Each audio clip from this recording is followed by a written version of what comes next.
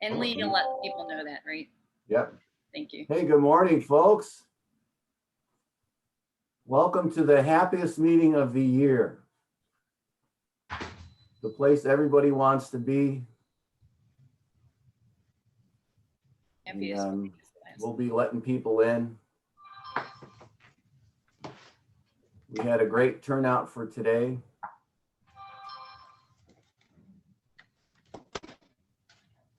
We're going to get started and right away.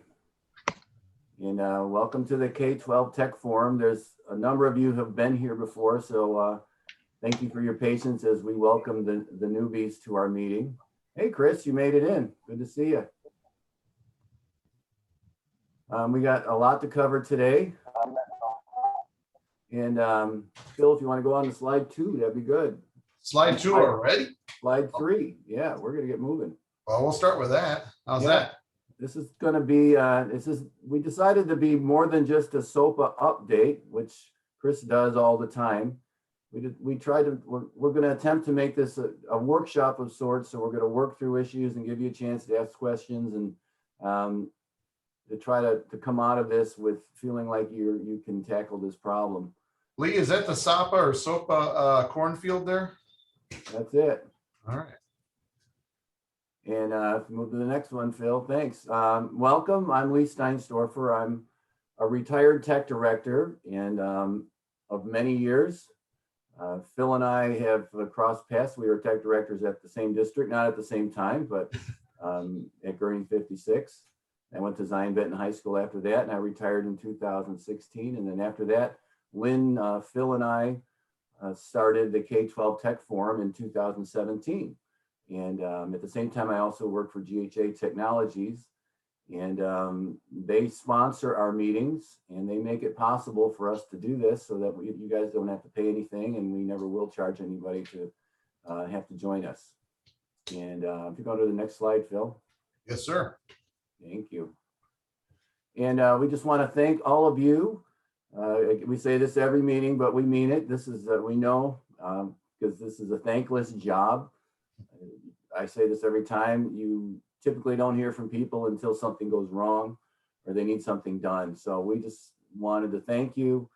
In the past, we would meet in person and we could feed you a nice lunch and thank you that way. We're not able to do that now, but we do thank you and we appreciate it and know that we pat you on the back, give you a hug, whatever works for you. Thank you for what you do. We know this year has been a killer. It's been really tough. And the SOPPA thing, whatever we're calling it, just contributes to the load of everything. But thank you for what you do. So if you can go on.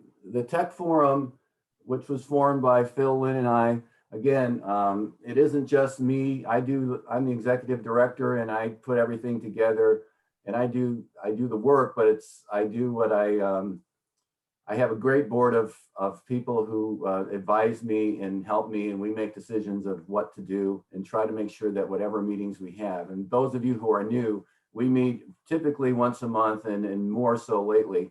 And we cover topics that are relevant to you. You're all welcome to come. We really make this about you, and my director, my board really does that. And the first one I'm going to introduce, and Phil's going to be handling a lot of the meeting today, is Phil Hintz. And again, Phil and I go way back. Phil is now the Director of Student Information at Barrington District 220. And later we're going to have Chris Wherley is going to join us from the LTC. And so, but I'm going to turn it over to Phil now, and he's going to take the meeting over. Go for it, Phil. I'm going to continue with introducing our board. Lynn Williams, who is there, and she's waving right there. She is one of our co-founders, as Lee mentioned. And this whole idea of having this organization, the K12 Tech Forum, it's for tech directors, it's for decision makers, and it's by those same people as well. So and Lynn was one of those that had that idea. And so I'm just grateful that we have a good team here. Dimitri Andrzejewski, he's over at Libertyville District 70. Say hi. There you go. All right. Thanks, Dimitri. He's the director of technology over there. He came on board shortly after and got us going. And then we were able to to add a couple of folks this year. Maybe it's been 2 years now, Lee. I don't know. Sarah Cacciatore, who's assistant superintendent right now at Oak Grove District 68, and Tom Furlan, who's the director of technology at Grant High School. So we have a good board, and it's for the people, by the people. That's what we like to say. And of course, Lee, I don't know if you want to mention about Chris being a proud sponsor with GHA. I think you mentioned that kind of already. Mhm. Do you want to say anything more about that? Just so you know, GHA, we're a tech resale company all over the country, and a lot of the schools that attend the meetings do business with us. And we say Apple to Zoom. We technically can't sell Apple to schools. No one can but Apple. But we handle products all over the place, and about pretty much anything you can buy for your school, we can sell it to you, and we'd be happy to. We have a lot of happy customers, and we love serving schools. So Tech Forum is part of what we do. So awesome. Well, speaking of K12 Tech Forum, K12techforum.org is our website, and that's where you can go to see all of our past meetings, future meetings. We have recordings of all our virtual meetings, so you can check that out. You can check out upcoming calendar, and of course our board will be meeting soon here to start planning out for next year, what we want to scope out. And hopefully we can have some in-person meetings coming up this next year again. So we're excited about that.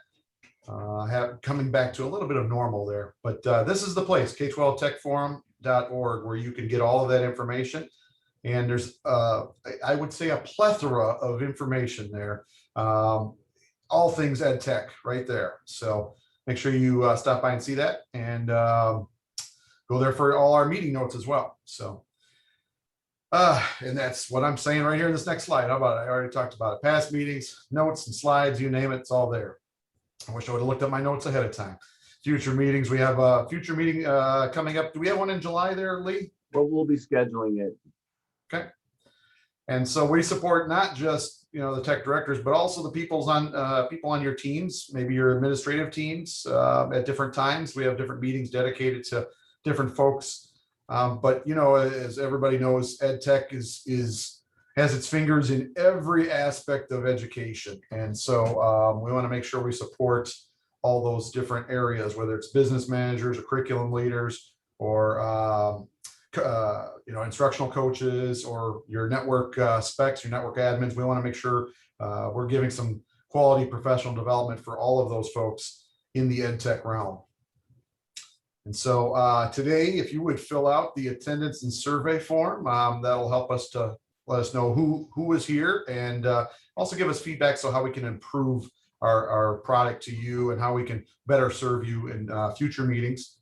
And Leah, if you want to talk about Kensington is a proud sponsor, and they've got a pretty neat evaluation program for some of their products, and I've started taking advantage of it myself, and I'm pretty happy with what I'm seeing there. And so Lee, you want to take it away and tell them what this is? That's the cool thing. I'm really more one of you guys. I'm a tech director and educator, but I get to sit in the middle now. I'm working for GHA. We're connected to all these great companies, and they want to participate in our meetings in one way, shape, or form. One thing Kensington does is they have this evaluation program. If you sign up that you want to participate, they'll reach out to you, and they have a whole catalog of really good products. They're the real deal. You don't have to buy them. They'll send them to you. No obligation. All they ask you to do is let them know if you like it or not. I mean, they said they'll fill up a whole room if you want. So if you're interested, I mean, this is the real deal. It's all real stuff. It's not just headphones. It's a lot of good stuff there. And they're willing to do this every month and let people try this out. You don't have to buy anything, no strings attached. So you keep the equipment. Take advantage of it. So that's what it is. So if you fill out the survey, you can let me know that you want to participate. I let Kensington know that you're interested. They'll reach out to you, and then you can tell them what you want to see. That's kind of how it works. Pretty awesome. Well, let's get going. We got a lot to cover today, and we want to start off with a poll. So Lynn, would you, or should I go ahead and share that? It's a 1-question poll, and I'm going to push this out right now. Looks like some people have already voted on that, huh?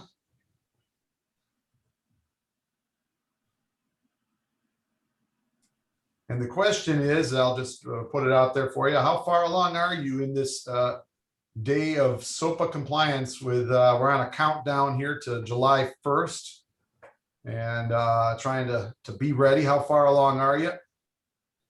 I'm not surprised to see fully compliant is at 0%. I will say that.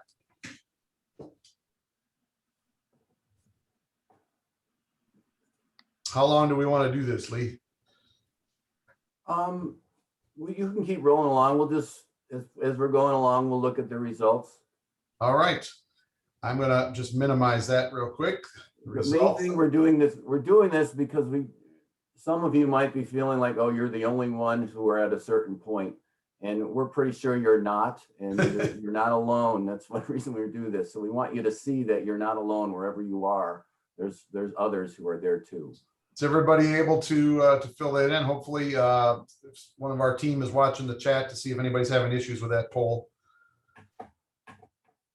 But I'm going to go ahead and get started. And, you know, when we talk about compliance of SOPPA, I think that's where we're at today. I would be highly surprised and suspect if there are people in this meeting that haven't even started or even looked at it or investigated what the law is about. I would think everybody's pretty much past that point of it. That the surprise of a year ago is no longer a surprise. But if you haven't, if you're just now getting started, it's not too late. You know, I'll just tell you that right up front. And the great thing is there's a lot of mechanisms in place right now from the LTC and our state has really supported us in producing opportunities and tools to make it happen, to become compliant and to work towards compliance. So if you haven't started yet, you're in a great place now because the tools have been established. So I created a video. I'm actually in a public relations class right now, taking a class for my superintendency and stuff. So it's on public relations. And so this was actually an assignment for my class that I said, you know what, it'll serve twofold. So I created a short 2-minute Powtoon video that I'm going to share with you that goes over the basics. And it's kind of going to be our outline today for SOPPA or SOPPA. So here we go. There's a little music in the background, but there's really no vocals. So.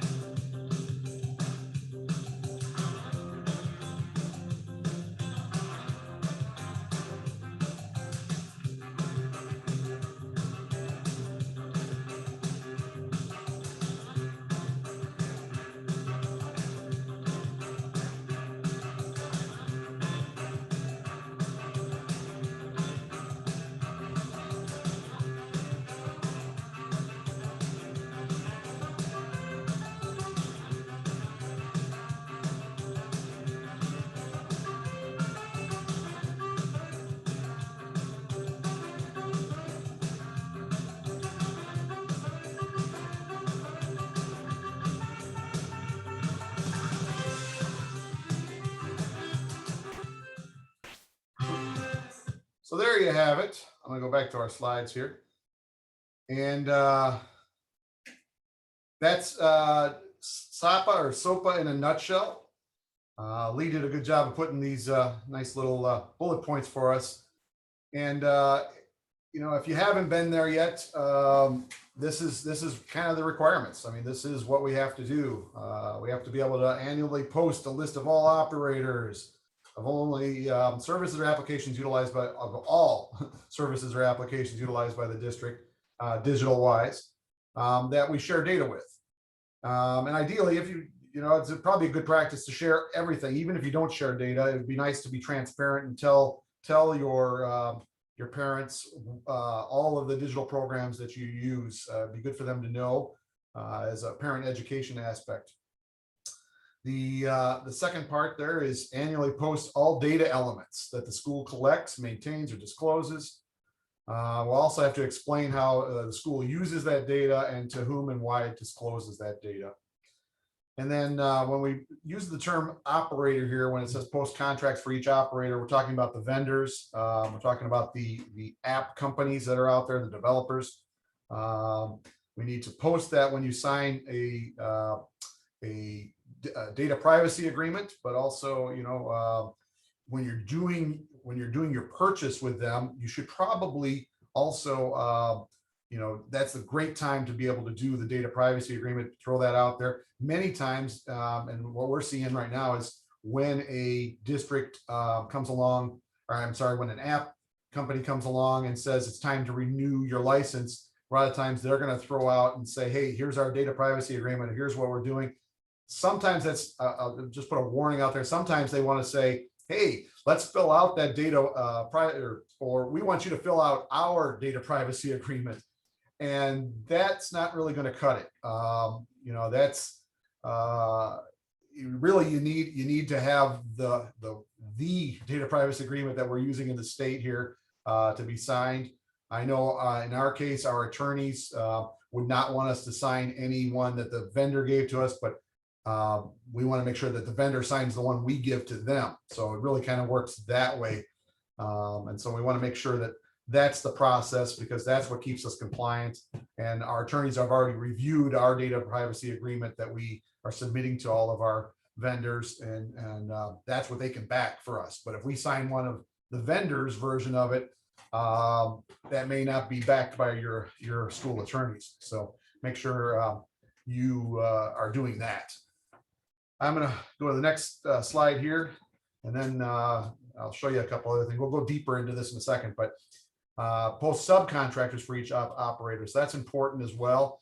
I probably didn't say that in the Powtoon as much, but that is an important aspect, because our vendors use sometimes they use AWS, for example, to host their content and everything, and so that would be a subcontractor of a certain app developer.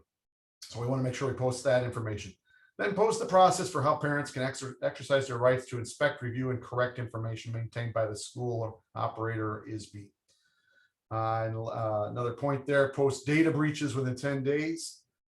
And of course, inform parents within the 30 days. So we have a little more leeway than the big corporations out there that have to post right away.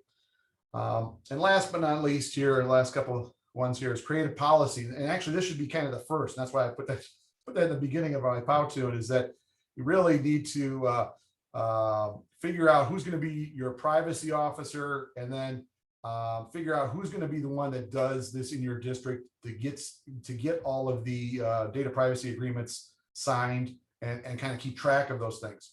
Great thing is the DPAs, the data privacy agreements, are 3 years, but depending on when you get them signed is when it kicks off that 3-year mark. And so there's going to have to be somebody that kind of manages that and helps to keep you in compliance.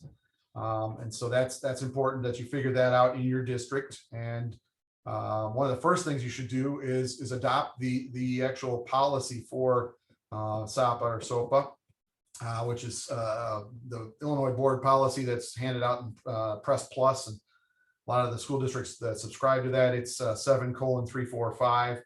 You want to adopt that as a board first. You want to make sure your board is aware of this law and the need to be compliant of this law. And then that kind of kicks everything off. That's what happened for us. We adopted that first, and then we designated a privacy officer, and then we started creating the policy for who could sign the contracts with the operators. And then all districts should be doing this last step, and that's really important, is maintaining reasonable security procedures and practices. There's a lot of great information nowadays out there, a lot of different standards for being compliant with reasonable security procedures and practices. It's also important that you understand the security procedures and practices of the vendors you're working with, so that the vendors actually have reasonable security procedures and practices in place. And a good DPA will outline that and make the vendor outline what they are doing to protect your data that you're sharing with them. So agreements with the vendors in which information is shared must include a provision that the vendor also maintains that reasonable security procedure and practice. I think you'll find, and that's something that we're finding out, and probably every district's finding out, you know, if cybersecurity insurance, for example, one of the things our cybersecurity insurance company that services our district basically came back to us just recently and said, look, we need you to make sure you have multi-factor authentication going on in your district, or you're going to have to pay a higher premium, or we're not going to give you the insurance, you know. So those are types of things that are in place now that are happening, and that's all part of this reasonable security procedures and practices. Lee, do we have any questions that I should stop for? Phil, do you mind going back one slide real quick, just so I can get a quick screenshot? Sure. Yeah, and just let everybody know the slides. I'll put a link out there too for everyone to see the slides. And you can always go back and we're taking notes, and we'll be posting the notes and the slides and the recording on our website. So if you miss something, we'll have it there for you. So Phil, before you go on, there was a question, and it was, isn't the 1.0A version, didn't it amend the language from 3 years as long as the product is in use? So as they're signing those agreements, does the 1.0A now change that 3-year limit to as long as we're using the product? You know, that's a great question. I hadn't seen that yet. I know Phil Morris is on here. I don't know if Chris Wherley is on here yet, but Yes, he is. Chris is on. All right. So, you know, I'm not positive on that, but that would be awesome. That would certainly help us to maintain compliance. If we're going to continue using that product, it's a product we've used for years already anyway. That would be awesome. Yeah, I think I don't know if it's necessarily changed in the language, but just interpreted by legal teams to mean that the term of the agreement is as long as you're using the product, but the 3 years still is there for an originating agreement to be subscribed to. So if after 3 years that agreement would expire for ultimately people to subscribe to at that point, so we'd have to get a new originating agreement just so that newer school districts that are using that product would subscribe to a new agreement, but the original agreement would still be in place for everybody that's still using that product. So you bring up a good point. Thank you, Chris.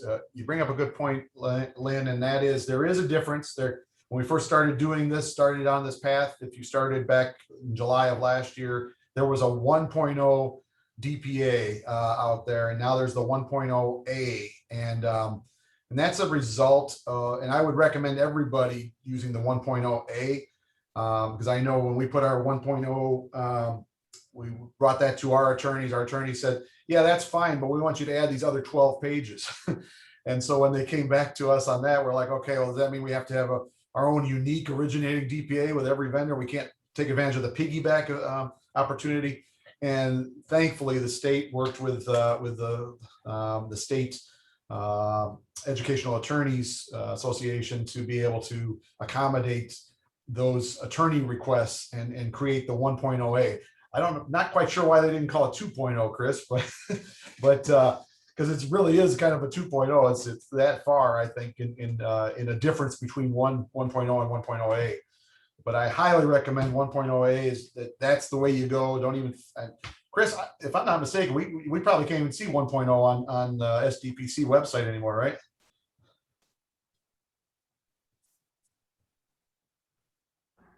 No, the original agreement, you can't download it anymore to use it. But those people that may have used it to initially contact a company may still have that and may upload it at some point. So yeah, there's nothing necessarily not right about it. It's just that it's a legal document, but your attorney, like you said, may want you to use 1.0A. Well, I want to, I haven't done this. I've been remiss already, but I want to introduce Chris Wherley, who was just speaking. He is our go-to person. He is our go-to person for the entire state for all of the ed tech leaders that are in the district or in the state. And I'm going to push up right here their site. He's at the Learning Technology Center of Illinois. He's developed a wonderful site here that is all those tools I mentioned at the beginning that has made it a lot easier for people to become compliant. Even if you're just starting today, you can go here and you can get everything you need to get going and start becoming compliant with your district. As I scroll down here, one of the things that they talk about is the ISPA, which I'll show you. I'm going to log into our account here just to show you what our account is. But Illinois has paid for, the state of Illinois has paid for our access and our license to the Student Data Privacy Consortium membership. And that has given us the ability to have a free site to be able to host and show all of our DPAs, which I'll share with everybody in just a second. But that's the first and foremost thing here. And you want to, that's why it's at the top. You want to join the ISPA and you go through that process. Chris, I'm going to have you talk about that in a second, but I just want to slide down here as you're going down. First of all, they're always having meetings for questions on you name it. And Chris has been doing this nonstop. He's probably really sick of SOPPA or SOPPA by now, but at any rate, he is the expert, and every day he's getting a new question and getting more and more robust in terms of being an expert in this endeavor. One of the things that helped us in the district is this video playlist right here, the YouTube playlist. And give a shout out to Sean Mullins down in Olympia School District, who created a number of videos here. I'm going to go click on my link here.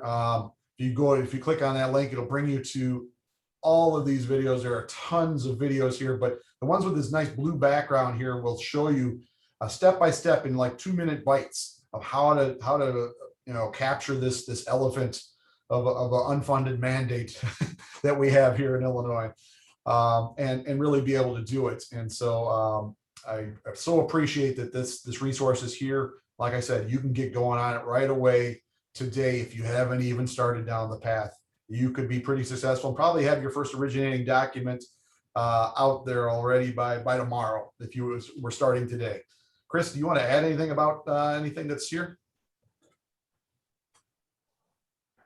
Not right now. Nope. You're good. Okay. All right. I didn't want to steal all your words. No, you're fine. I'm just here to answer questions. So all right. I'm good. Well, it's a great tool. And so one of the things you want to first do is if you don't have access to the ISPA site here, you want to join it. So you would click join, and that would send an email to Chris to let him know that you want to be the representative for your district to set up this account. Whether it's you or somebody in your district that needs to be that person to reach out, that's the first place you start. And when you do that, it'll get you into the Student Data Privacy Consortium registry, our Illinois version. And I'm going to move our pictures here, and I'm going to log in real quick for us. I saved my password. It's probably not a good security practice, but anyway. And as we get in here, you can see I'm in here and I can see all my district agreements here. But before I go there, I'm going to go to the account management here and show you how to set up your district account information. You can manage your district users, for example. If I click there, you'll be able to see some of our other folks. And what we did is for us, like I said, the first thing we did is we adopted the policy from a board level. So our top level administration, as well as our school board, they are familiar with SOPPA and SOPPA. We educated them on the process. They adopted the board policy 7:345. And then from that, we started creating our protocol, and we designated Dr. Matt Fuller in our district as our privacy officer. And he basically told me, he said, Phil, I want you to run SOPPA and SOPPA for our district. So I'm doing that along with a great team that I have here. I have my our director of instructional technology, Ty Gorman. And then he has two people on his team, Chandra here, who's a district technology assistant, and Joanne Fullman, who is administrative assistant.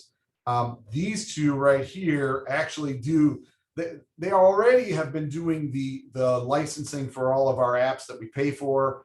And so they're the ones that do the renewals for our apps throughout the year. So it just made sense that since they're already having those conversations with our vendors, that it's, you know, let's bring up the DPA at that point. So those two have been going after it. And we actually have a scoreboard down the way in Ty's office that shows where we're at. We have, I think we just passed 55 apps that are fully, and that's something I want to come back to is, you know, we use probably well over 300 apps in our district, or digital resources or websites, web-based services. But out of those 300, we figured out after we did an inventory of everything we use in the district that we know of thus far. Out of those over 300, only about 100, actually to be exact, 131 do we actually share data with in terms of personal identifiable information, PII, with. And so we made it our goal to tackle as many of those 131 apps as we possibly can and get a data privacy agreement to them and get it signed. And so our scoreboard right now is we're at like 55. And in fact, I can show you our scoreboard if I go over to this site. But it's better if I do this. Under tools, there's a thing called customized resource listing. If I click on that, it will actually bring me to a link that I can establish as we have, and you can edit your account so it looks good and basically customize the page. And if I click on that link, that brings you to this page here. And I put our logo on there. I talk about the status of the different data privacy agreements that are here. And then as we go through, you can see some of the apps. You probably use them some of them in your district, like AimsWeb, for example. A lot of districts use that. A lot of districts use BrainPop, and they've been great. And so we actually are at 54. I was wrong. We're at 54 entries. We have 54 apps that we started this back, I would say in January, maybe February. We waited till the 1.0A version of the agreement. So if you click on BrainPop here, for example, I believe on that agreement, you're going to see the 1.0A. And we actually piggybacked with that one with McLean County down in Bloomington Normal, and piggybacked on their data privacy agreement. And that allowed us to become approved. And something that's hiding over here that I'm going to share with you. First of all, it shows you what grade levels each app used. It shows you when the agreement was approved and when it expires. So it's always 3 years after it's approved. And as we mentioned earlier, it might, could be even longer. So it shows you what content area. And then last is this wonderful magnifying glass. And if I hover over that, let's see if it works. It'll show me what data I've shared in the case of ABC Clio / LLC. We share metadata on user interaction with the application. We share IP addresses of users. We share use of cookies. If I go down to BrainPop over here, there's a whole list of them: student generated content, IP addresses, use. So every data element. And that's exactly what it takes to be compliant, is to share this with our parents so they know what data is being shared out there. That allows our district to be transparent with our parents so that they understand, how private or not private, if you will, the data that we are sharing with these companies in order to use their product. And so, parents can see this, they can hover over this. This is a public facing page. And in fact, I'm going to take you to our Barrington page. We created a web page. Many of you have probably already done this, or if you haven't, you're on the process of. To be honest with you, I looked at Olympia's because Sean Mullins, who did those videos, did a great job. I looked at what he was doing and I said, let's do that, but with our own Barrington branding. So this is our student data privacy page, which is housed under our technology and innovation grouping or category, but it's also housed under our parents page too. So our parents can see this. And basically we talk about what is SOPPA, what is SOPPA, and when it goes into effect, what a data privacy agreement is, talk a little bit about other privacy laws. So, because, our parents may be familiar with some of these other ones. I'm sure they're probably familiar with HIPAA, so we didn't talk about HIPAA here, but that kind of leads into some of these other ones. And so we have some great videos, including a video that Chris and his team made about SOPPA. It's all there, so the parents can be familiar with that. We have our annual notice regarding SOPPA that click on that, you're going to see. We have our, that was adopted by IPA, the Illinois Principals Association, and it's part of the press service. And so this is the kind of the annual notice for that. I'll go back. Oops. Go. And we've got a parent's guide to, I'm trying to remember where that came from. Oh yeah, Connect Safely, kind of a parent's guide to connecting safety and a little bit more about data privacy. That was a nice link. I think Sean did that, and I've seen other districts do the same thing. Student data privacy laws talks about that, SOPPA details. And then this is the last stuff that I'm going to need help with on, and I'm interested to hear about from other districts on what they're doing, what their pages are going to look like on issuing data breach details, and then a way for parents to be able to inspect their child's covered information. So like I say, it says coming in July. I'm still learning that part of it. I wouldn't mind hearing more about that, because I think those are the kind of the final steps of becoming compliant. I have a link here in the middle, and if I click on that link right there, it takes you back to this page here, which shows you all the apps. And a little, you can scroll here and go to our last page. We have Tinker right here, and it's all in alphabetical order. And you can see the agreements. You can see the Exhibit E's, which allows the piggyback process. I'm going to pause because I've said a lot. I've shown a lot. Questions? Anybody have questions, Lynn or Lee? Anybody see any questions there? Yeah, someone had asked about, I know you had asked earlier about the parent piece of that you were just talking about. So Chris, I'm just going to throw it out to you and ask you talk a little bit about that. Yeah, I know the Eric Grocky was on All Things SOPPA a couple weeks ago and just updated us that ISBE is working on the parent communication part of things with requests and stuff like that. They put it out for public comment or whatever comment feature that they do. And I know they had superintendents and principals and other people responding to that. So they're still, it's with their lawyers and trying to come up with what that looks like and how often and what information can be requested and those types of things. So that's in ISB's hands, and they'll let us know when they have something. Do you think that might be before July 1, Chris? I really have no idea. Okay. So Chris, I have been reviewing your SOPPA YouTube videos all about SOPPA. So they've been super helpful. Phil pointed those out on the page where you can find those. So I encourage everyone to go to those. But somebody, I think I listened a couple of weeks ago, and someone is asking about Epic Books. Mm-hmm. So I know you get that pretty much every week, but any update on that? Not specifically from me. I don't know if other people have actually had contact with Epic Books. I'm not aware.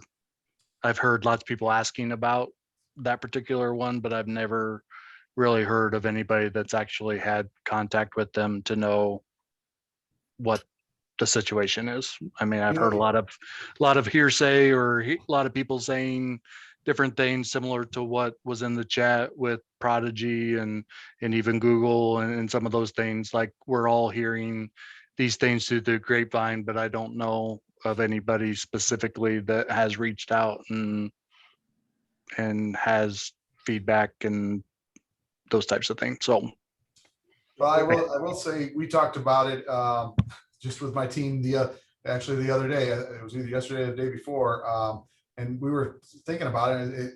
Epic is more of a parent aspect, so the parents actually kind of log in and create the accounts. It's not something that our district does, although we recommend Epic as being a great tool, but it's nothing that we share data with as a district. So it's the parents that actually create the account with Epic and all that. So at least in our situation, that's all I know about it. But that was kind of a neat way to hands off. That's parents will deal with their kids' data privacy in that case. I don't know if that's the case for everybody else though, Lynn. I know our district, Jill was saying the same thing. Our teachers often set up accounts for Epic. Okay. So we had a comment, and Go, Michelle. this came from Jessica Ivanelli in Grays Lake. She'll be joining us this afternoon, but she mentioned that there's a number of big companies such as Google or others that are exempt from this, she believes, because they weren't created as educational institutions, so they're exempt from this. I wonder if you could address that, if there's any truth to that. Well, ultimately, it's going to depend on what your lawyer says. I mean, if your lawyer wants to go down that path and say that those are exempt and you don't have to have data privacy agreements, then I mean, that's really up to you as a school district. And then ultimately, I guess from my standpoint, I'm going to make a statement here that is very ones and zeros, in the sense that I know it's not like this easy, but I feel like we're talking about data privacy agreements and all this stuff with regards to if you parse the language, it says about marketed and used for K12 purposes and those types of things. So if you want to go down that route, but ultimately, if we've got student data in an application, what's the difference between K12 and general use or anything else? Like if we're putting that information out there and we're saying that it's okay if it's general use, but it's not okay if it's a K12 purpose, like, so that's where I start being concerned about, I don't want to say taking shortcuts, but just if it's important to student privacy and student protection, then it should be important. It shouldn't be based on whether or not we get a data privacy agreement or not. And the same thing with, and it could be said with Google, and we could go down the path of talking about the law in general. Like if, let's say Google for some reason doesn't sign a data privacy agreement, like, are we going to stop using Google? Probably not. But like, has this process really made us think about what data is being used, what we're doing, and have we started conversations that are important? And will we eventually figure out some way of getting Google to do something, whatever that mechanism is?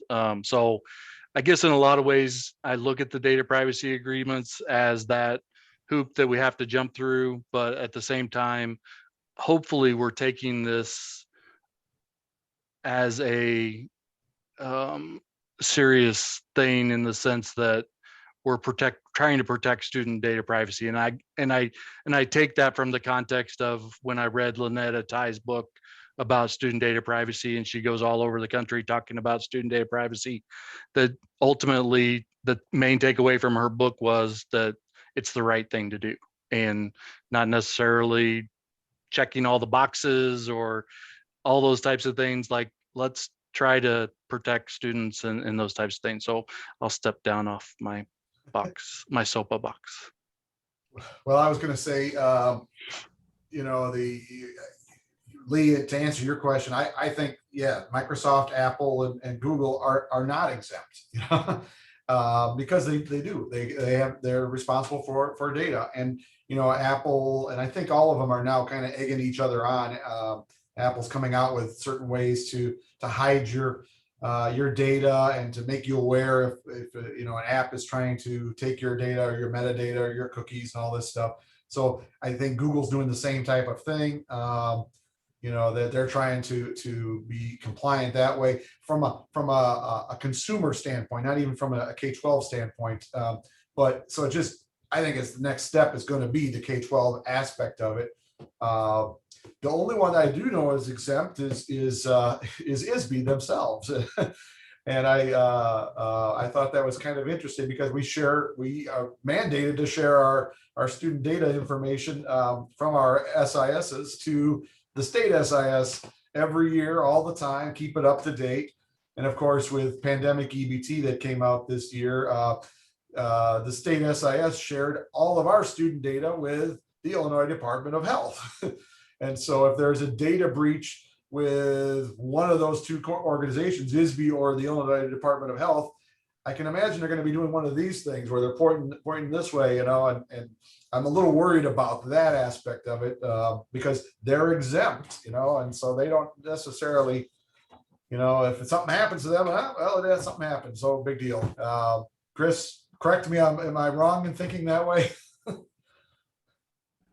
No, and I've been promoting that people ultimately make that list of applications that you're aware of. I mean, just like everything else, making a list of those applications or services or whatever that may be exempt, but you still want to have that list for your superintendent that gets a call someday that ISB or Pearson testing for IAR was hacked, and they come back to you as a school district and say, is this your fault? And then the superintendent can look on that list and say, hey, this is data that we've given to, whether it's ISB for IAR, for kids, for the PEBT stuff. There's all kinds of examples of things that are probably things that you want to have on that list, whether it be your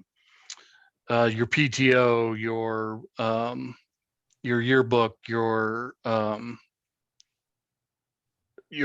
sports teams, all those types of things. As newspapers, like we give information to newspapers all the time. Like you probably don't have to have a data privacy agreement with your newspaper, but you want to have just an idea of where all this information is going out, so that if it does get out, then you can kind of help trace it back. And so I was just going to say it's like contact tracing absolutely for data.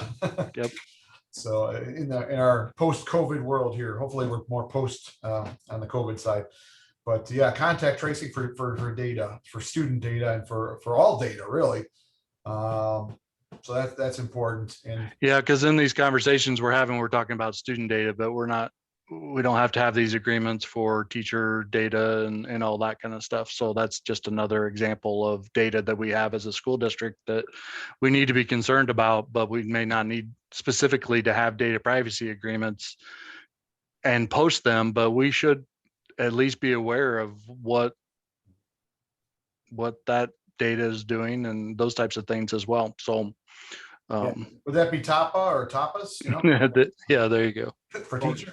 With teacher data, it may not be a direct legal mess for the district, but it could be a huge financial mess if teacher data was hacked, because there's still a cost to taking care of that. So regardless of whose data it is, you are responsible in one way, shape, or form for that data and protecting it. And you might not get a lawsuit against you, but it could be a huge expense to deal with that hacked data.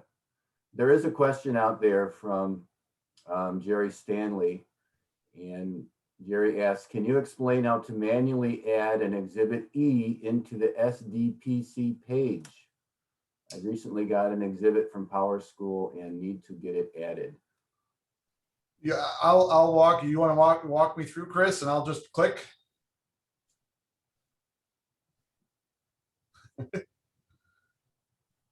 Oh, Chris, you're muted, Chris. muted. Before I haven't used Zoom before, so I'm not used to this. Yeah. All right. Over the last year and a half, right? Yeah. Let me first look. What I want to do is if you go to Auto Exhibit E Creator in the districts, all right. I just want to see if Power School is in there first. So when you do that, it brings up a place where you can do a search over here. Yep, and just search for Power. All right, There All is right, so there is one, and so if we click, I don't want to click on create exhibit E yet, but let's click on the agreement that said, or the Illinois NDPA with agreement exhibit E. And so right Check. now I can tell that this isn't upload. Yeah, the top one. Yep, Top one, that's what I okay. want. Yep. So this is the full agreement. This is what Community 300 uploaded as an originating agreement, and that's why it's showing up in the exhibit E creator. If you look at the check boxes there, if you could see those, the first one is the exhibit G. That's always checked. That means that's the Illinois exhibit.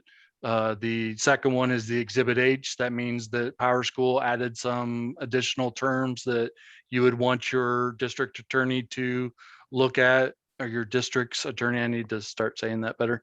Your district's attorney to look at to verify that that's something you want to sign on to. And then they've checked the box for exhibit E. So Power School has filled in the exhibit E, saying that as a vendor, we are allowing other school districts to piggyback onto this agreement. So you go through, they've signed all that stuff. And if you skip down, this is just the legal terms. Looking for exhibit E just to see that document. There's B, exhibit B. That's pretty extensive.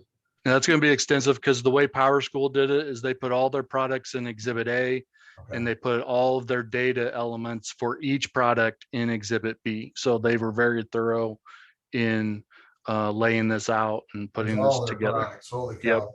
They got a lot of products. Power School's just buying everybody up. That's right. And they keep going and they keep going. Even Schoology, how about that?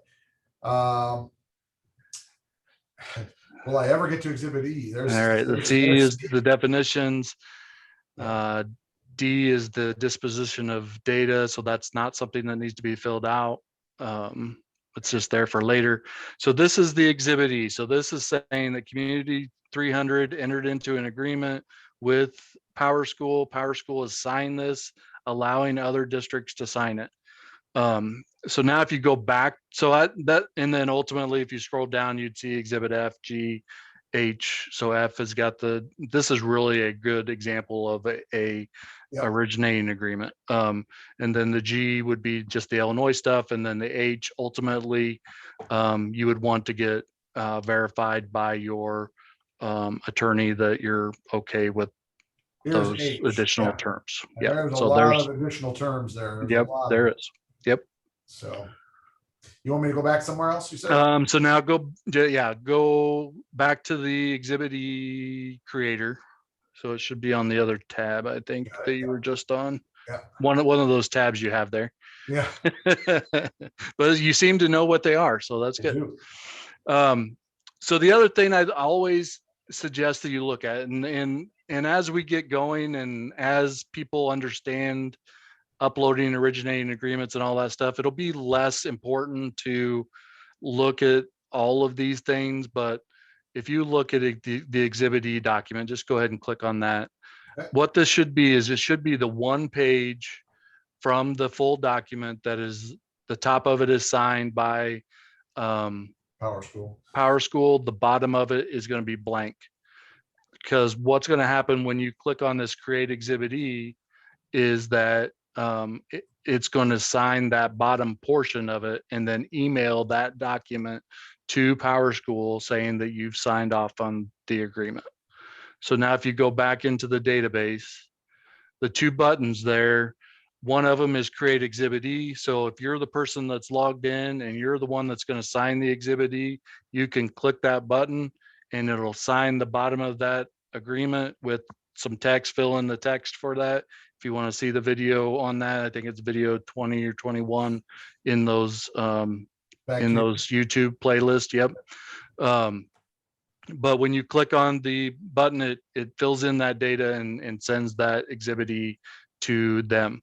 The other button, the prepare exhibit E, where you're not the signer. So if you're just managing the agreements and you have some other hierarchy where somebody's going to actually be signing that agreement, then you can do prepare Exhibit E, and that does everything but sign that document. So you're going to fill in the grade levels and the subject areas and some of that other metadata. But then it's going to put it in a queue for when the superintendent or the data privacy officer signs into the database. And then if you look at your district agreements, again, Phil, Okay. there's a section for view prepared Exhibit Es at the bottom. So if anybody would have clicked that yellow button, it would put all those in there. And then you would click, then when you're logged in, when the other person's logged in that's signing those agreements, it's going to sign them as that person and put those in your database. So that's how I would sign in Exhibit E. If it's in the auto Exhibit E creator, there's another way of doing it. And that would be to add a new agreement. Yes, I have a signed contract.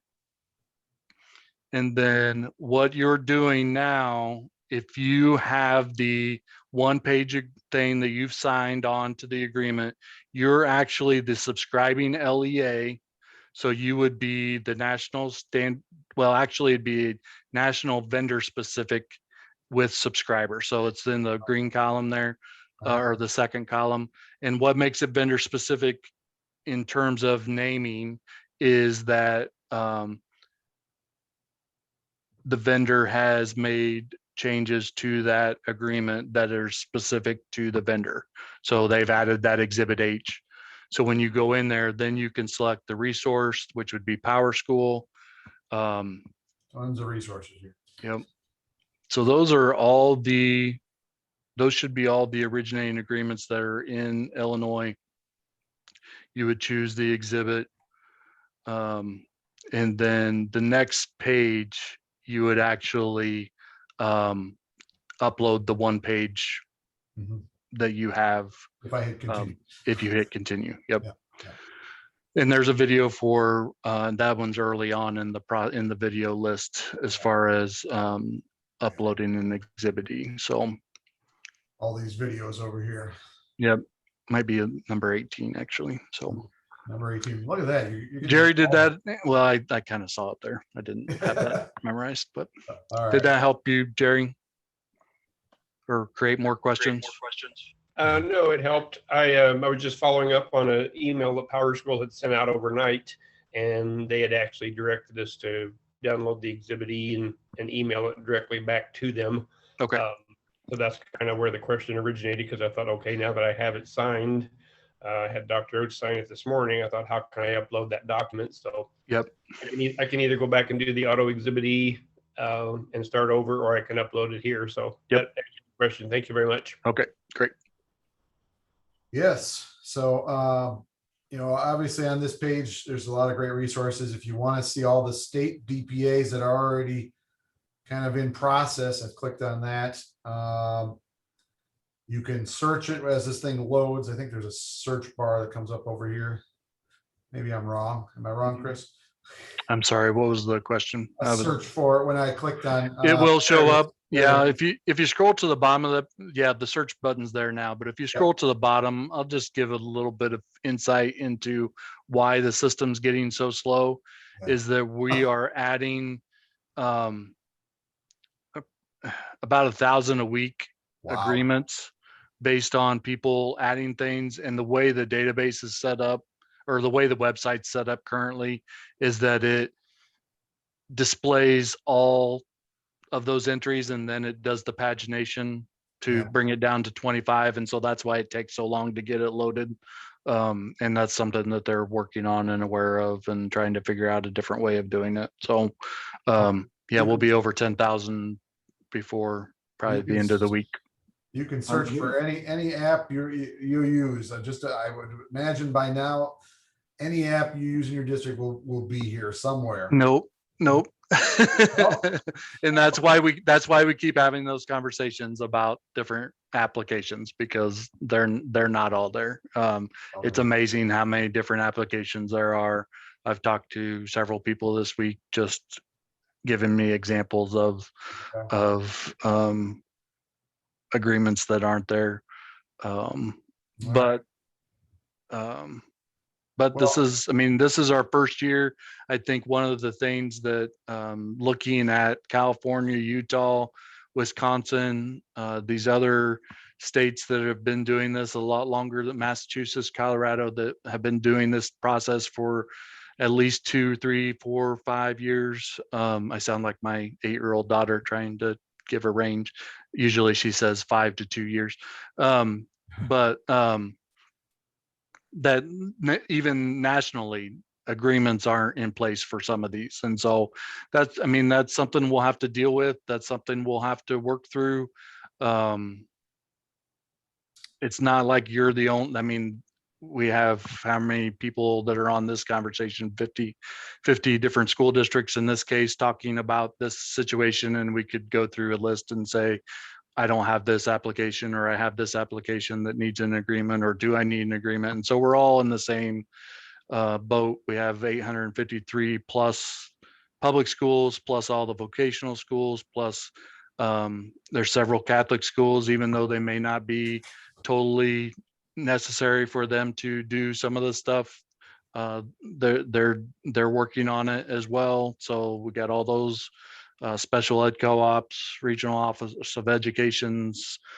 So it's definitely something that the collaboration, the leverage, the collective efforts of everybody is definitely benefiting everybody, but at the same time, we're not all the way there. So, and we probably never will be, but we're making better efforts now than what we could have if we were doing it all by ourselves. That is so true. Chris, I I was want to gonna add some questions and comments that came in about that idea of other using piggybacking on others' posts and so forth. And John Chase summed it up fairly well. Is that he said there's a handful of agreements on the SDPC site that are not executed correctly, i.e. missing general offer box checked. However, other districts signing the offer because it was filled in, not checking box for security framework, not checking box for additional terms, etc. So you might want to mention it so people review all these things before they sign the exhibit E's. Yeah, and if you, Phil, if you go to the ISPA website, there is a checklist on that website. I think it's over a couple, right next to your Google slideshow there. Yeah. I'm learning where your tabs are at. Yes. So if you scroll down into the resources, I added a resource for. Is it this one? Oh no, go back to the actual LTC website. Yeah, Okay. stay on that, and then scroll down in there.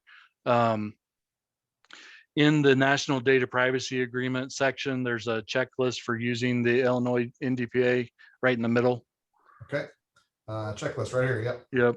And this is something I've been sharing for the last few weeks in the All Things SOPPA conversations, just things to look at from both when you're uploading an original agreement and then also when you're subscribing to an agreement. So ultimately, if people, when they're uploading their originating agreement, if they're checking all these boxes and looking at all these things and questioning all these things, then when you're subscribing, you won't have to necessarily do all this stuff. I mean, you still have to look and make sure that the exhibit A, the exhibit that describes the services, the exhibit B explains the data elements. And then if there's an exhibit H, obviously you want to check that. But those would be the three main things that you need to check as a subscribing district.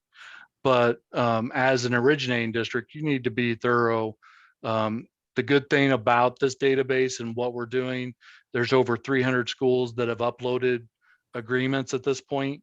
The bad thing is that there's been 300 districts upload agreements at this point, because I mean, we're all just kind of learning how to do things. Maybe there was trial and error, and so we're, but definitely if you are seeing things, let us know what things you're seeing, specifically what school district it is and what vendor it may be that you see issues with, because I can ultimately disable the exhibit E creator, which would keep just being able to click on a button to subscribe, and that would keep some of the issues, and then we can help reach out to those districts that have uploaded things incorrectly. So Well, I can say, you know, I went through when I did one for Tinker, because there was an originating document for Tinker that was a 1.0, and nobody had done a 1.0A, and I Yep. really needed to have the 1.0A. So I said, I'm going to be the originator on that. So I went through that whole process. It's a pretty cool process. But if I were to search over here for Tinker, I did exactly what Chris said, and that's why you're going to see two originating documents there. You're going to see Olympia and you're going to see Barrington. Olympia is the 1.0, even though it says 1.0A, it was actually the 1.0. yeah, and that's a flaw in the database, just because when we switched from 1 to 1A, it turned off the ability to upload a 1A, but people were still uploading ones. So And I would not have known that had I not clicked on this and Yep. actually looked through it all and said, oh, wait a minute, it's missing a couple of things that 1A has. Yep. So I went through that process, did all that. I went and uploaded, you know, I added my new agreement, and I went through that whole process over here. And then I got to a point where I was trying to put it up there and I could not do that. And I was like, what is going on? Why can't I get it to stick? You know, I want it up there so that I can apply it. So I ended up setting up a time with Chris, which he helped me through. He actually has I'm going to find that tab. Let's see, where was I on that? it's on the spreadsheet. Yeah, go back. Yeah. Well, I set up a time to meet with him, a 15-minute time slot on his calendar. It keeps popping up. And he said, oh, yeah, if you would have looked at all the way at the bottom of the checklist here, you would have seen that your PDF document that you're uploading was 11 megs and really needed to be, you know, you want to be under, you know, between 3.5 and 10. You know, you want to be less. You want to be less than that. My thing was 11 megs, and so it wouldn't work. And so once I did, you know, I used Adobe PDF Optimizer. I optimized it and brought it down, and it got it down to the 3.5, I think, and I was able to upload it. So, you know, that was a learning process, going through that whole process of checking through every one of these steps. And had I looked at this very last step, which turned out to be the most important for me to be able to get my originating document up there. So this is an excellent checklist, Chris. I'll just say it works. If you go through this process, you cannot go wrong. So, Tom Donovan, you had a question or some comments you threw in there. You want to elaborate on, so I'm not reading it all? You still there, Tom? Sure, yeah. So going back to something struck me on Phil's slides at the beginning that seemed like a difference in emphasis. I've been thinking in terms of we post the agreements, and each agreement has its Exhibit B, you know, the schedule of data elements. So we work it out with the vendor, and sort of that's where the information about the data elements lives. And I'm reading number 2 as sort of a pivoted table almost, where now the data elements are listed individually in a column, and then we've got a matrix of what it is, how we use it, who has it. And I'm just sort of wondering about I don't have a picture in my head other than that about what the deliverable would look like. Whether I now have a table on my website that lists all the data elements, and you click an element and you see a page of all the vendors who have access to this piece. Does that make a little more sense? Yeah, it does. Tom, I'm going to just share. I mean, that was an advantage of using the SDPC website, is it automatically does that for you over here. That's what this little you know, magnifying glass does, is if you hover over it, I feel like we're meeting and becoming compliant because of this. So if I click on that or hover over it, it'll show me all the little elements that are shared. Right, and that was my understanding prior to reading that slide, because the language in that slide about posting all the elements we collect and explaining how is sort of going at it from the data element direction instead of the vendor agreement direction. And that's what had me a little confused. Yeah, at this point, I don't think you would, I mean, in order to tackle that, like, I don't think you have the mechanisms to do that necessarily. ultimately, if the data is going to be in this database to ultimately turn that around, and you could do that if you're going through the process of checking those points, because you could search. Ultimately, the data is in the database. As far as if you could search for student name, then you could see all the list of applications that you have student name with, if you're putting those data elements into the database. I guess kind of a similar kind of conversation, like when you say that, I also think of, I think it was Chris Bazinski shared at a IETL meeting a couple years ago. It's I at least a remember. couple of years ago. He had this long, Yep. it wasn't even legal paper. It was like beyond legal paper, and he unfolded it, and he had a data map of all the where his data was and all those types of things. But just Yep. even thinking from a registration standpoint, when you're requiring your parents and students to give you information, like having that in a list of where that data is going and why you're collecting that data, and if there's really a purpose for that data, or is it just something that we've collected for the last 15 years, I think is another way of kind of looking at that to see, are we collecting data that we don't need? Are we supplying data that we don't need to be supplying? So trying to answer those questions, whether or not that's part of this, the legal points and Yeah. how we read number 2, I'm not sure, but I will but I say this. think there is a big conversation with that. Yeah, I will say this, my boss who directed me to lead SOPPA for our district, ultimately, and he's the privacy officer, but he said, Phil, he says, this isn't something that you have to be on the national stage about. You don't have to do anything major about this. We just, as a district, want to be compliant.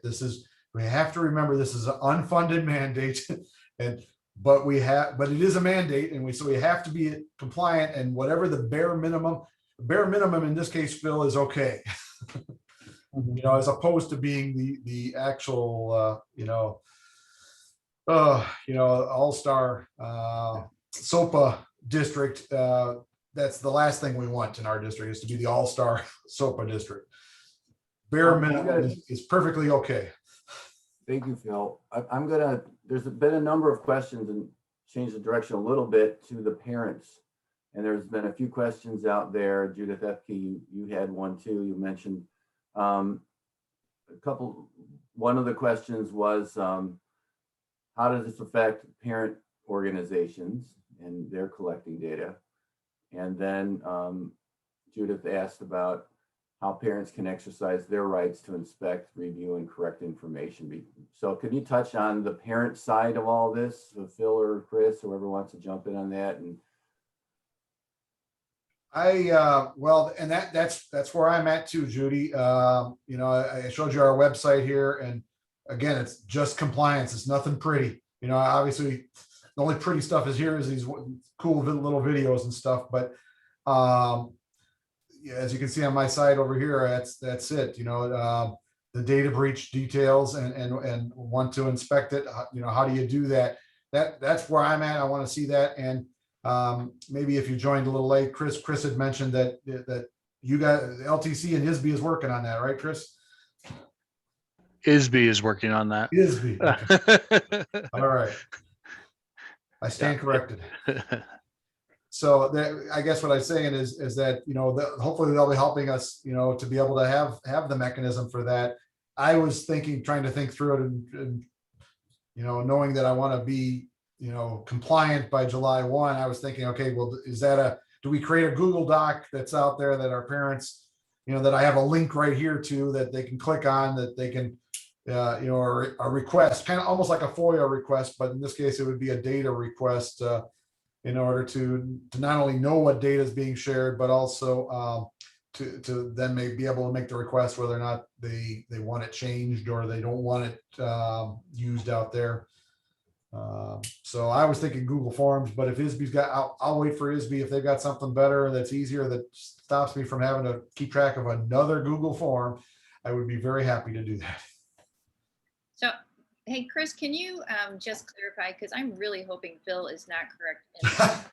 So So we were talking earlier, and my understanding, which I'm hoping is correct, but probably isn't, is that we just have to have a process which ISB is creating for our parents to edit their students' information. But does that mean that we also have to have a process for our parents to opt out of sharing their kids' information with, like Power School or Schoology or any of the vendors? Yeah, I don't think that's in any of this. I think if you had situations like that before, that's not going to change. Like, I don't think, I don't think any of this is related to those conversations that you may have to have with parents about not wanting to use certain technologies, or I don't want them to use a Chromebook, or, I mean, that stuff isn't part of this as far as I'm And that was aware. my concern. We were tossing that around in our district, is that what if parent comes in and says, hey, I'm good with a lot of the data. I'm good with my kid using the iPad, blah, blah, blah. But you know what? I don't like that Schoology thing. I think they're too intrusive. I don't want my data in going to Schoology, my kid's data going to Schoology. I want to opt out of Schoology. And we started thinking, okay, that really should be a conversation that the principal has with that parent, and alongside with technology being alongside that principal, to say, look, if you opt out of this, this is what the kind of education that your son or daughter is going to have. That's going to be different. It's not going to be equitable with everybody else that's in the class. And so when I mentioned that to Lynn, she was like, I don't think we have to go that far. And so thank you for that clarification. That's good to know. I was preparing for that, though. I was preparing for them to be, come back, because I think, like I says right here, it says want to inspect your child's covered information. Okay, so we can let them inspect it, but do we give them a mechanism to then say, well, I don't want that information shared? I think Alicia and Jonathan had a couple of comments. Alicia and Jonathan, Alicia, you want to comment? You've been sharing it in the chat. You want to jump in on this? Sure. I'm taking this FPF course right now, which I highly recommend if anybody has the opportunity to do so in the future. And so it's all about student data. It's all about FERPA, COPA, all of that stuff. And we're talking about FERPA right now. And that was one of the questions that people had was, well, are parents supposed to be allowed to opt out of whatever they want? And they emphasize that we're school officials under FERPA. And so as long as we're ensuring that FERPA is being complied with, we're not giving parents the option to opt out, which is why we should use the school official exception under FERPA and not the directory information, and not classify this information as directory information, because then you do have to allow parents to opt out. So that's kind of how they differentiated it, but they definitely emphasize that we don't have to allow parents to opt out. Jonathan, did that cover what you were saying, or do you want to add anything? Thank you, Alicia. That's awesome. Yeah, I've been in a lot of meetings with our legal team just about this type of thing, because I had the same thing. I think Phil even brought this up when this was a while ago, like, can the parent technically opt out of ISB, right? Something crazy like that. But from what I've been doing, it's the exact same thing. Like if it's core to the product, like saying, hey, or core to your student's experience, Schoology's, Power School, whatever your Skyward, you can't opt out of that. Otherwise your student can't participate at school. So they can't opt out of it. And since we as the district when the students register with us, we become parent of record for entering into agreements on their behalf. We can essentially opt them in. They don't have a mechanism to opt out of that stuff. I'm not sure if it applies to everything else with like some of the ancillary products, but at least for your core ones like Power School and all those things, I was told that it's not even really an option for them to opt out. And again, same kind of thing, as long as we're not looking at it from the angle of directory information. Thanks, Jonathan. So Chris, can you, because again, I was listening to one of your YouTubes, Everything SOPPA, and you had mentioned that I was going back to Alicia's question about if they sign 1.0 versus 1.0A.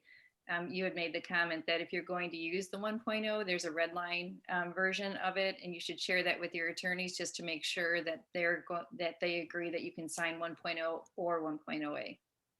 Correct? Yeah, I mean, I would just, if you haven't already verified if you started this process after 1A came out and which was March 15th or something like that, and that's all your attorneys looked at, then I wouldn't subscribe to 1A or 1 until your attorneys looked at that 1 version, which on the website there is the red line version that what changed from 1 to 1A, so that your attorney could see what's changed and what's missing or whatever, so that it's a clearer picture for them to either sign off on 1 and 1A. So did that answer your question? Yeah. Okay. Gary had asked back to the Exhibit E creator, and then there was the tab that you can prepare it if you're not the signer. So Gary just wanted to make sure that once the signer goes back in and actually signs off on that Exhibit E, it's going to go to the vendor and the process will be, completed. Yeah, when you use the auto Exhibit E creator or the prepared Exhibit E's, once the actual create Exhibit E or sign Exhibit E button, the green button has been pushed, it does send that email to the vendor, as long as that, which it shouldn't show up in here if that email is not supplied by the originating district. So when the originating district uploads the agreement, they put the email in there. And my understanding is that it won't show up in this auto Exhibit E creator if that email is not there. So if anything in here should be set up to be to work that way, that when you click on the green button to either create it or in the prepared, I think it says sign it, but when you click on that button, it should email that document to. It works. It works. Right now, there's no verification or anything like that to show you, other than it's listed in your site. Then like there's no verification that the email went or that the email was received or anything like that. But the intent is that the email was sent when you click on that create Exhibit E. So I'm bringing up this poll over here. I don't know if you've had a chance, those of you who are in our session right now, to complete this poll, but how far along are you in SOPPA? And I see still it holds true, 0% are fully compliant. I guess maybe we should ask the follow-up question. How far will you be by July 1? Will you be 100%?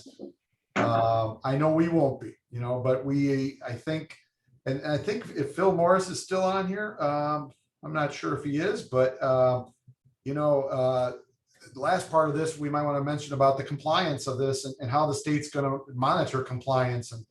And the aspect is that when they do their other compliance visits and their compliance audits for all the other things a school district needs to be compliant for, this will now be another one of those things that they come by to check on.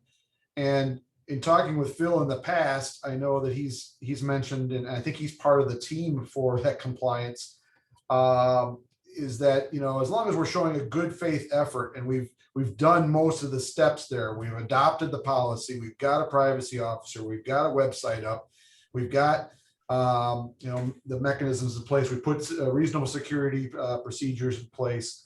As long as you've done a little bit of all of that, if not all of that, then the last step is to just get these vendors and app companies to get a data privacy agreement with you on. And if you don't have that done by July 1st with every one of the apps that you use, I think that's going to be okay. I think you're going to be okay. You may have to decide and talk with your school attorney whether or not they're cool with you moving forward with that app that hasn't had a signed DPA yet. If they're okay with that for now, because you're working towards that, they may be able to say, yeah, go ahead, you're good for a little while yet. But that would be a conversation between your district and your school district's attorney on that. But as long as you're making a good faith effort, I think we're all going to be in good shape on July 1st, even though you're less than halfway there. If you're one of these 49% that are less than halfway there, I still think you're going to be okay for July 1st. 2 years from now, that might be a whole different story. You know, we should have a good handle on this by then. What do you think, Chris? And if Phil's on the line, love to hear your feedback on that compliance aspect. Yeah, I don't know if Phil is still on here. That comment that was made, I think it was in an IETL conversation about the ROEs and helping with compliance. That was kind of the first time I had heard about that. So I'm not really sure what the compliance method's going to be, if it's going to be part of the district visits and those types of things by ROEs. And compliance is going to be a moving target as far as all of these applications and what we're using in communicating with your districts and your people, with your teachers. I mean, we've always tried to keep a handle on what curriculum resources teachers were using and how they were using them and what grade levels and what subject areas and all those types of things. And this is just one more check mark in that process to try to manage curriculum. So I noticed there was a question about just communicating with your teachers and your staff, is just ultimately communicating with your curriculum people, your technology people, your principals about what applications you're using. If there is some concern about data privacy and student data, then bring it up with your administrator, bring it up with your curriculum team, your technology team. Don't just kind of ignore it, hope nothing happens. So just communicating those things. Communication is going to be a key with all of this. I know it was when we first brought iPads in the district and we're trying to manage apps and what people wanted and why they wanted it and how they wanted to use it and all those types of things. Eventually we just threw up our hands and said, go for it. And then that was repeated with all the free applications that were being pushed to us last spring and this summer. And so I think it's important that we know what we're using and how we're using it. And then ultimately with this conversation, knowing what student data is associated with it is a side bonus to all that. So I think that's a great closure. I was thinking as you were speaking, Chris, you know, 2011 was when we, I think, rolled out our one-to-one iPad initiative 10 years ago now, back in my former district, Gurney School District 56. And it was the Wild West back then. It really was. It was the wild digital frontier. And it was cool. You know, it was neat to see teachers being innovative and going for it and becoming risk takers. But we've realized over the last 10 years that those risks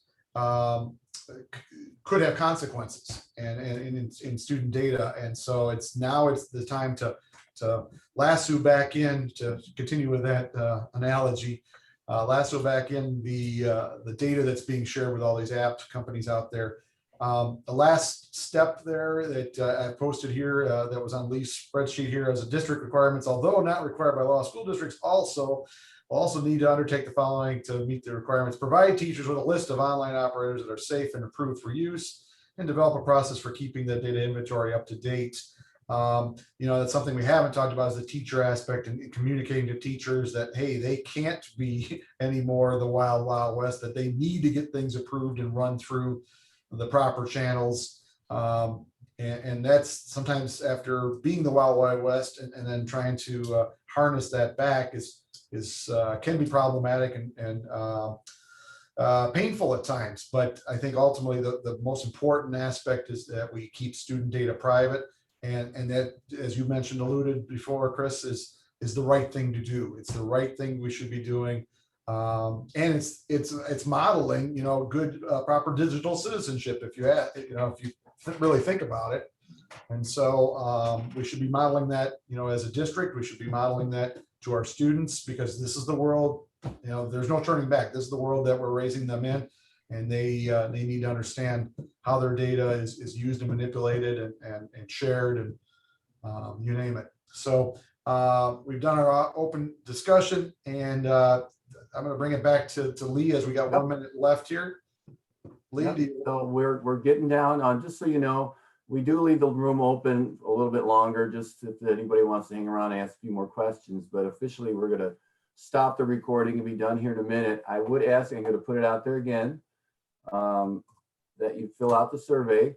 And for those of you who are new here, those who've been around, you know, we'll keep having meetings, and we really do, we want to solicit your input on what meetings and what things you want us to cover in the future. Though it's tough these days because the landscape is changing so much. Where can they find that survey, Lee? I just put a link. I gave you in the email, that reminder I sent you yesterday. There's a link to the survey there. And I just put a link in the chat. We will be copying the chat notes too and making those available to everybody. We remember to save those and put them out there, and the recording will go. And I just want to welcome, and I want to invite you to come to future meetings. You're all welcome to come. Thank you, Chris, so much for participating again. It's people like Chris that make our meetings wonderful. We're connected to a lot of great people and companies that we bring to you. So we want to thank you for coming. We're meeting again at 1:30 today. So you're welcome to come back later and join in if you missed something. We'll be probably hitting a few things in that meeting we might not have hit today, depending on the question. So you're welcome to join, and look for an email from me. And then in the next few days, just kind of recapping what's here. We'll have the notes and links to the notes and the recordings and all that will be there. So thank you so much. I'm going to stop recording now. The meeting's officially over, but we'll hang around for a little bit longer. And I'll just say, Chris